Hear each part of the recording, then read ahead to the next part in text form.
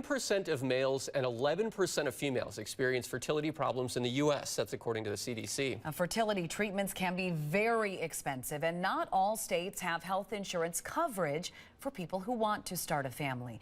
NBC 15's Marcus Arsvold explains a new bill that would require businesses to provide insurance coverage for employees who are struggling to have kids. And Marcus, this is coming as open enrollment for health insurance is now underway in Wisconsin. It's called the Building Families Act, and the bill still needs to have hearings in the Senate and Assembly, but lawmakers say with a few weeks left in the session, they're hoping to make it a law by spring. It breaks my heart when I hear folks talk about they can't get medical treatment simply because they can't afford it. This shouldn't be happening in our country today. Wisconsin legislators are pushing to make it a requirement for employers to cover fertility treatments with health insurance. It was a relentless experience, and it was physically and emotionally grueling, and it was so expensive. Kathy Walagora shared her struggle to have a baby over a number of years. In the fall of 2021, we transferred a beautiful embryo, and she continued to grow and grow.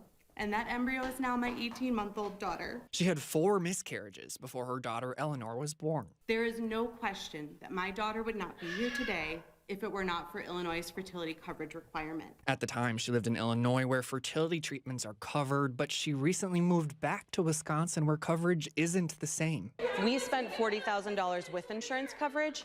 That was what we had to give, right? That was what we cobbled together with all kinds of different resources and support. Without insurance coverage, I am positive Eleanor wouldn't have been there because it cost that much to treat my infertility. She says the Badger State needs to make a change because dealing with infertility is difficult enough, even with financial help. And it's far past time to ensure we all have access to life-changing treatment for infertility when we need it.